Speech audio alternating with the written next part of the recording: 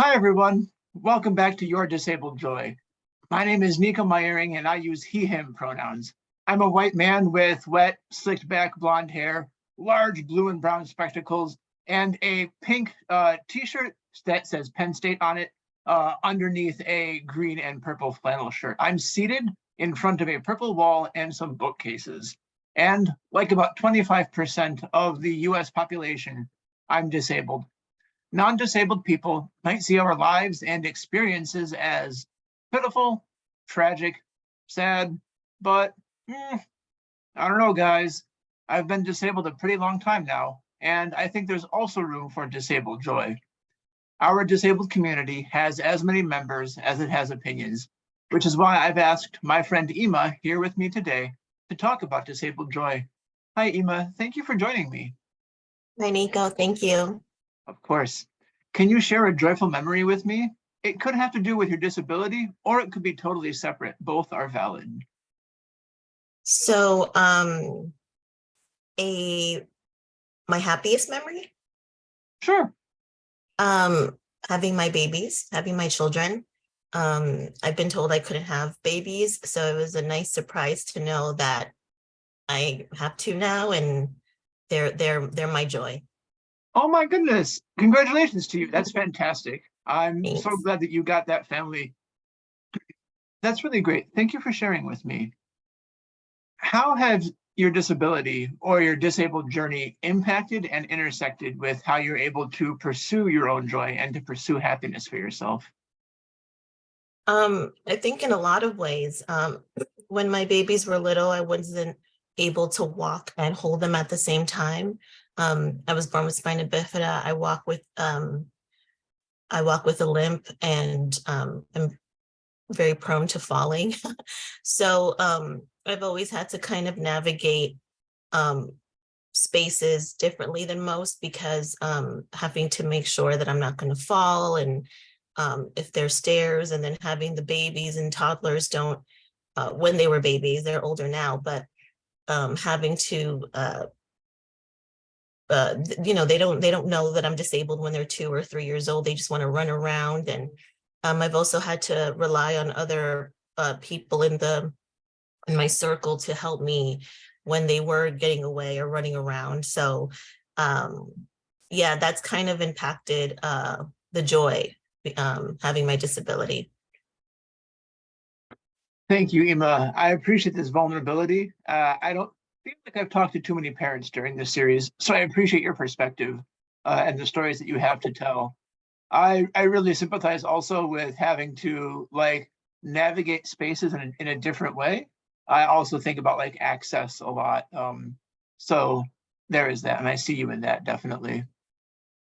So Ima, what one thing do you want people to know about disabled life and disabled quality of life? I think my opinion on this is might be different than other disabled folks, but sometimes I think when we have marginalized communities, like people with disabilities, I think that sometimes it could be exhausting. It could be well, just exhausting. That's the main word that comes to mind. And I think sometimes, because it's so exhausting, I always appreciate when non-disabled folks also kind of join in solidarity with disabled folks when it comes to also always thinking about the access, because we have to always think about that. We always have to, I feel like sometimes it's hard to live in the moment because you're always thinking ahead. What's the accessibility going to be like? Will I be able to go? Will I be able to be comfortable there? So in that can be exhausting, like I said. So I think when non-disabled folks pre-think about those things for us and say, hey, I would like to invite you to this space. Don't worry, there's going to be chairs or a ramp, or an interpreter will be there, or the lights will be dim, or there won't be a lot of sensory overload, or there might be a sensory space. I just think that when the work is that, at least that work is done, it becomes a lighter load for us, for disabled folks, because we're always having to think about the spaces that we navigate. Thank you, Ima. I think that you're speaking about, that disability tax that we all have to pay. And it's not always just fiscal, it's often emotional or a heavy load in terms of planning and strategizing. I see you in that, definitely. I agree that one thing our non-disabled allies can do is to advocate for our access needs before we have to, or at least ask us what access needs will be necessary in order to ensure our participation. I think also, I'm sorry to cut you off, but I also wanted to mention that sometimes it's difficult. I get anxiety sometimes when I have to, when I'm asked, what are your access needs or what's your accommodations? Because I don't always know what my accommodations will be until I get to the space. I just think that's also important. I wanted to say that too. Sometimes I know it's with good intentions that folks are asking what your access, what your accommodations are.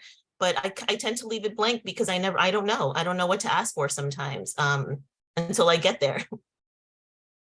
That's a fair point, and what I was going to raise as well. So thank you, Emma. Oh. I appreciate that. There is indeed always a bit of an unpredictability factor with disabled life.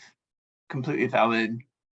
Emma, my last planned question is one that I ask all my interviewees, regardless of project. Is there a recent win that you're celebrating that you'd like to name so that we can celebrate with you? Or if not, what cool projects have you got going on? What do you want to brag about or promote yourself about? And if you're open to connecting, where can people find you online? This is your chance to really be your own cheerleader. So please brag and promote yourself and step up on your soapbox. So a recent win that I am celebrating is my life's mission was to get my degree in social work, and I accomplished it. And with my degree, I believe that disabled people are born advocates, and I wanted to not only have that as just because I have a disability, I am an advocate, but I also wanted that on paper so that I can do work. And so I got the degree, and I now recently was hired to work for a nonprofit where I live that aims to optimize the lives of people with autism spectrum disorder. So I always knew that I wanted to work in a space where I am working to promote for a better quality of life for people with disabilities. So I'm very thankful and grateful and happy that I'm working. I'm proud of the work I do. So that's a recent one I'm celebrating. Emma, thank you so much. Thank you for the work that you do. Thank you for advocating for yourself. And just thank you for existing and taking part in this project. I really appreciate it. And audience, tune in next time. Remember, I'm rooting for you. Thanks, Emma. Thank you.